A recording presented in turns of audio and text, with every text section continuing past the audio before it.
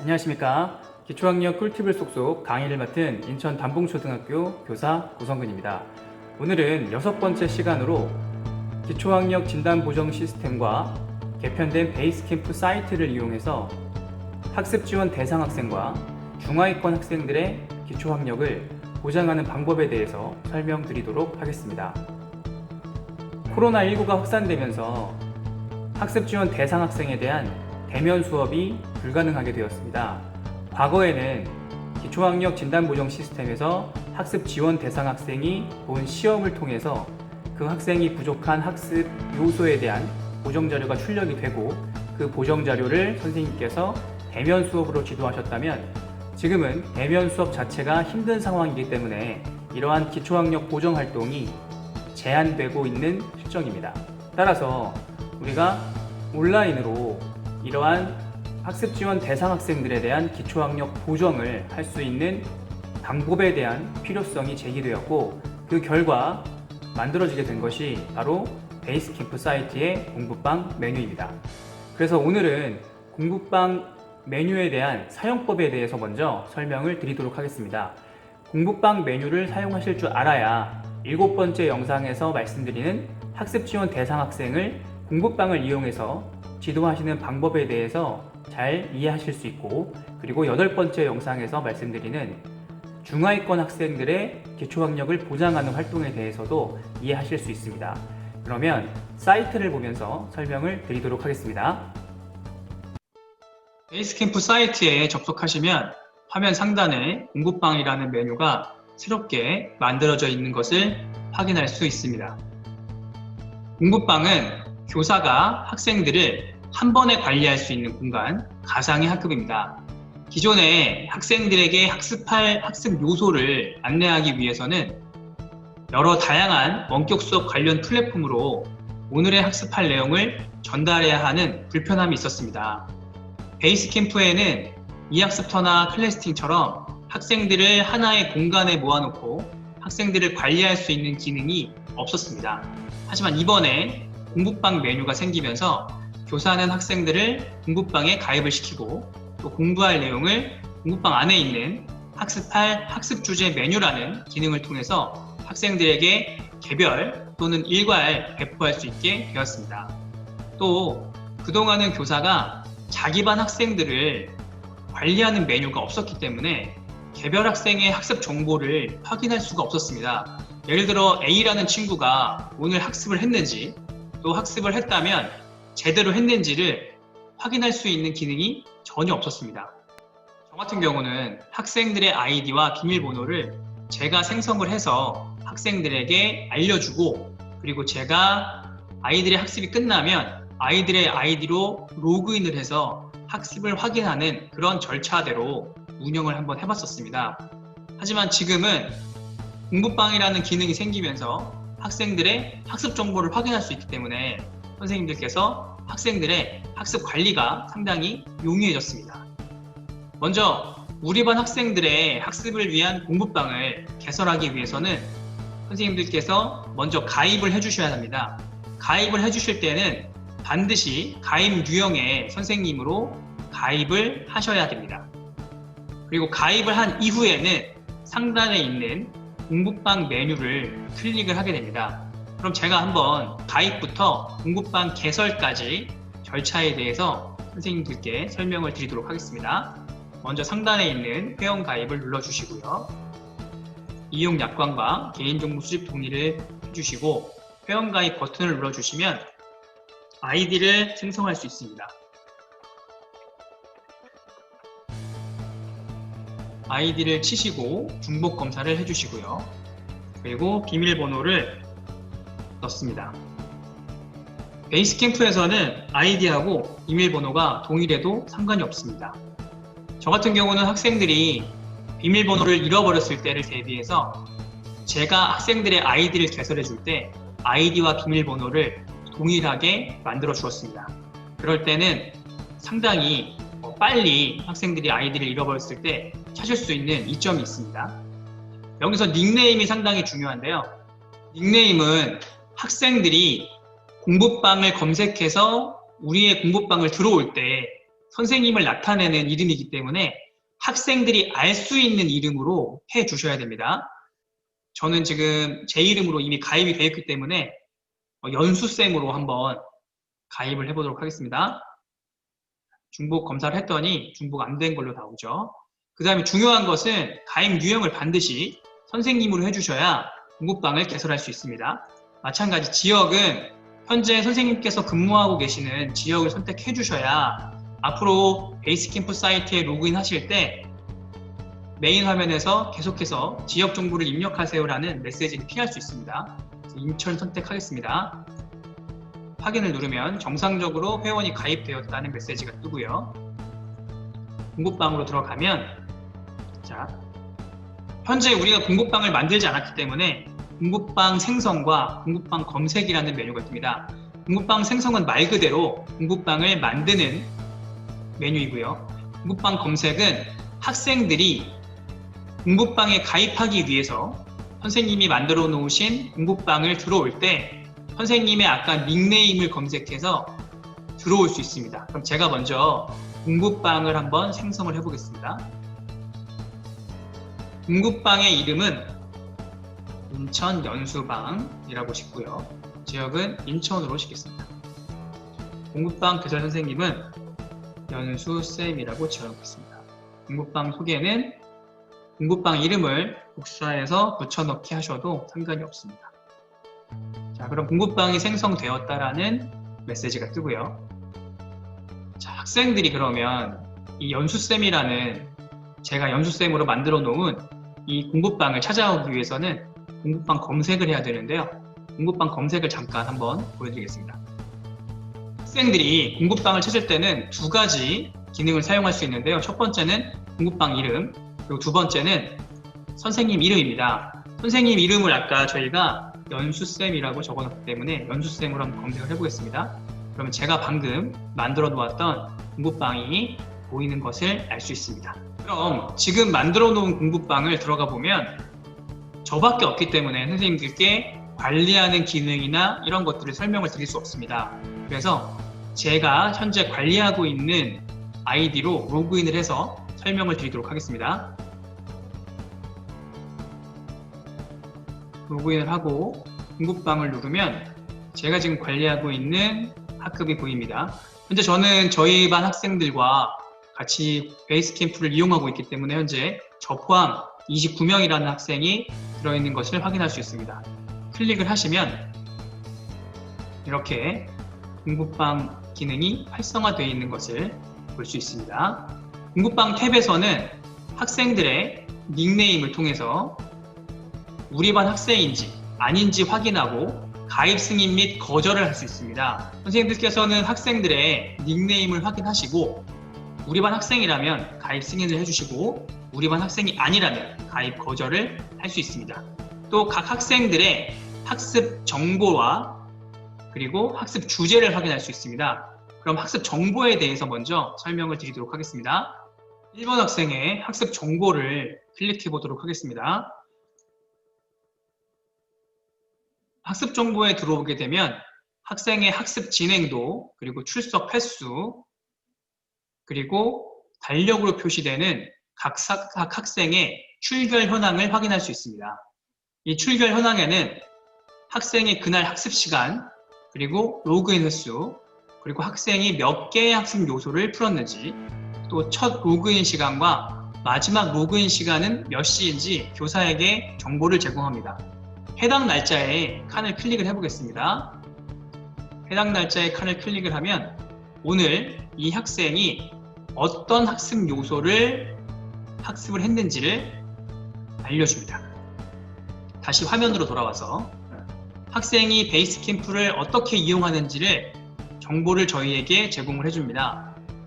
그동안 학생이 어떤 학습 요소를 공부했는지를 기준으로 해서 전체 학습 요소 중에 그 요소가 몇 % 정도인지를 확인할 수 있어서 학생이 어떤 과목을 어떻게 학습하는지를 확인할 수 있습니다.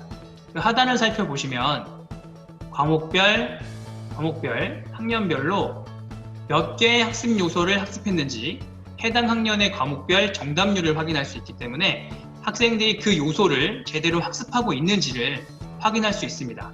각 학년별 제공되는 더보기를 클릭하시면 해당 과정별 진행률, 문제보기, 오답한 문항, 풀었던 문항 등을 인쇄할 수 있는 메뉴가 제공됩니다. 제가 4학년을 맡고 있기 때문에 4학년 수학과를 가지고 한번 더보기를 눌러보도록 하겠습니다.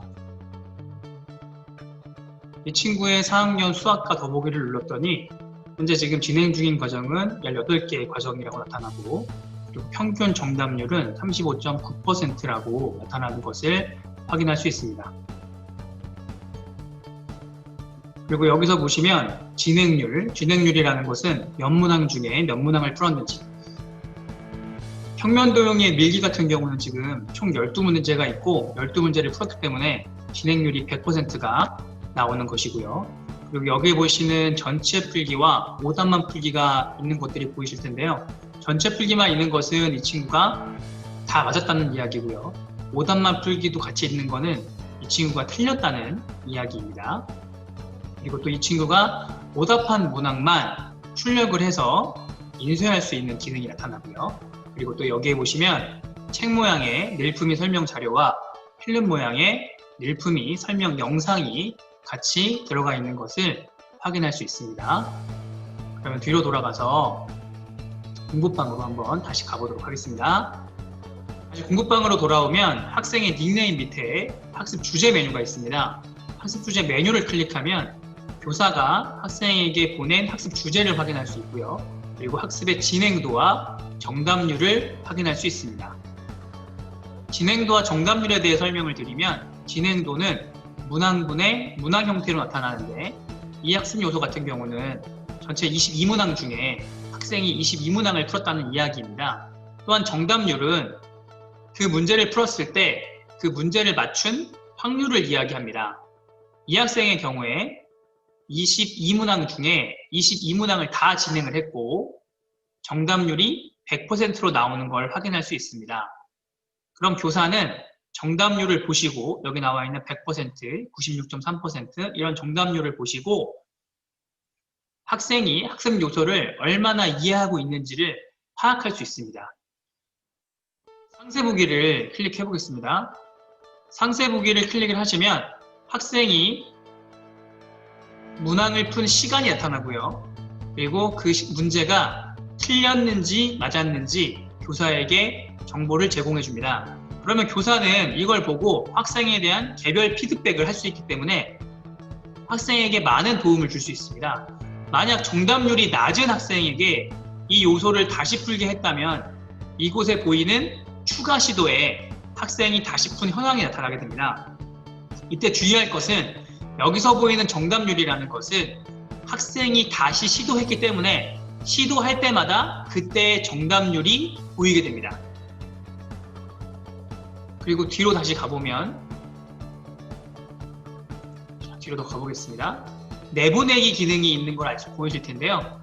내보내기 기능은 관리 중이던 학생이 전학을 가거나 아니면 우리 반 학생이 아닌 다른 학생을 승인했을 때 학생을 내보낼 수 있는 기능입니다. 나에게 온 학습 주제는 주로 학생이 사용하는 기능이기 때문에 자유 게시판과 공지사항 메뉴를 설명드린 후에 학생으로 로그인해서 설명드리도록 하겠습니다. 자유 게시판을 누르시면, 자유 게시판은 학생과 교사에게 글쓰기 권한이 있는 게시판입니다. 그래서 학생들이 공부 중에 모르는 것이 있거나 궁금증이 있으면 여기에 쓰고 구성원이 서로 답할 수 있는 게시판입니다. 또 공지사항은 교사만 글쓰기 권한이 있기 때문에 학생들에게 알려줄 사항을 공지할 수 있는 게시판입니다. 저 같은 경우는 오늘의 학습할 내용을 여기에다가 공지를 하고 있습니다. 이번에는 학생의 입장에서 공부방을 사용하는 절차에 대해 말씀을 드리겠습니다. 베이스캠프는 회원 가입 시에 별도의 개인정보를 요구하지 않기 때문에 교사가 학생을 자기 반 학생으로 인식하기 위해서는 닉네임을 사용하게 됩니다. 학생들이 반드시 닉네임을 정할 때는 교사가 알아볼 수 있는 닉네임을 사용하라고 말씀을 해주셔야 됩니다. 제가 그러면 아까 선생님으로 가입했던 것처럼 학생으로 한번 가입을 하면서 선생님들께 설명을 드리도록 하겠습니다.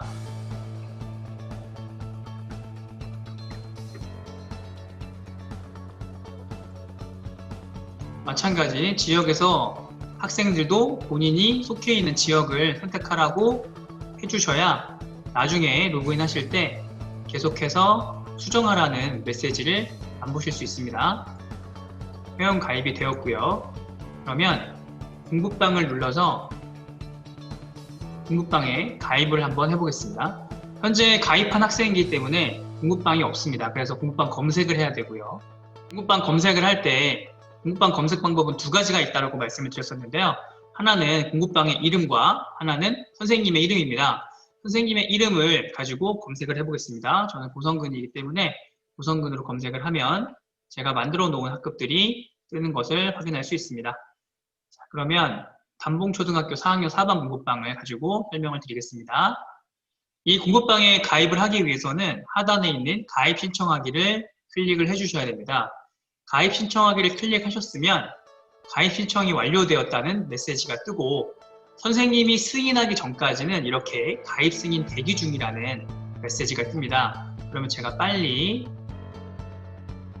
로그아웃을 해서 이 친구를 승인을 한번 해보겠습니다.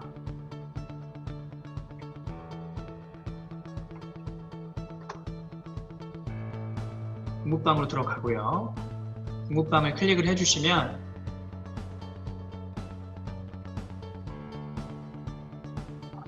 하단에 보시면 지금 들어온 학생이 보이는 걸 알 수 있습니다. 그리고 이 친구를 승인할 것인지 거절할 것인지 선택할 수 있습니다. 가입 승인을 눌러보겠습니다. 가입 승인을 누르면 더 이상 이 친구에게 가입 승인과 가입 거절의 메뉴가 안 보이는 걸 확인할 수 있습니다.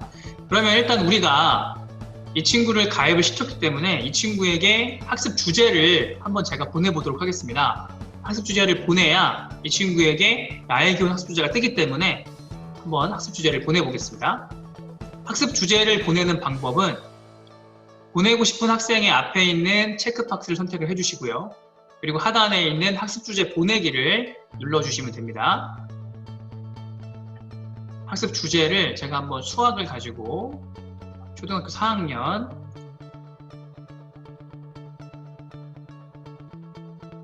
문학이 작은 이 문이 꾸미기를 가지고 한번 보내보도록 하겠습니다. 선택을 해주시고요. 마찬가지 체크박스 선택을 해주시고 학습 주제 보내기를 눌러주시면 됩니다. 그러면 이 친구의 학습 주제가 아까는 0이었지만 지금 1로 바뀐 것을 확인하실 수 있습니다. 그러면 이 친구로 로그인을 해보도록 하겠습니다.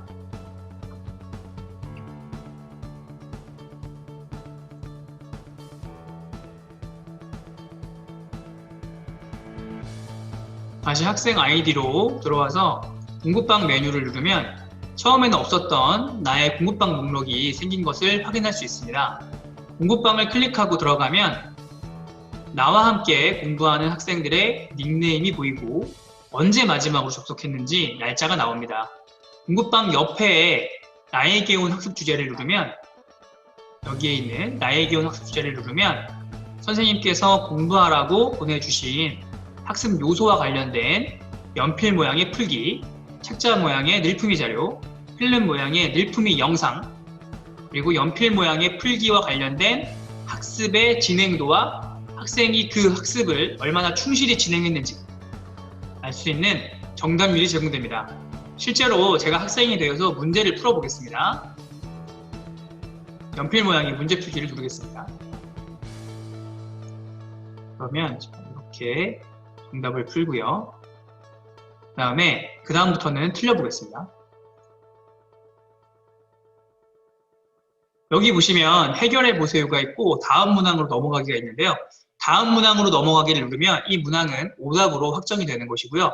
해결해 보세요를 누르면 이 학생이 정답을 맞출 때까지 추가 시도의 형태로 나타나게 됩니다. 아까 제가 보여드렸던 그 추가 시도가 이제 이걸 말하는데요. 제가 한번 해결해 보세요를 눌러서 계속해서 틀려보도록 하겠습니다. 이렇게. 자, 그럼 정답을 한번 눌러보면요. 제가 4번에 걸쳐서 시도한 곳이 나옵니다. 그래서 이따가 우리가 확인을 해보면 이 친구가 추가 시도가 4번이 되어 있는 걸 확인할 수 있습니다. 그러면 이렇게 문항을 다 풀고 정답을 제출해보면 다 풀었다는 메시지가 나옵니다. 확인을 눌러주시고요. 진행도를 보시면 제가 5문항 중에 5문항을 다 풀었기 때문에 이 풀었다는 의미는 맞았다는 의미가 아닙니다. 다 풀었기 때문에 5분의 5로 다 풀었다고 나오고요. 대신 정답률은 60%로 나오는 걸 확인할 수 있습니다. 그럼 상세 보기를 한번 눌러보겠습니다.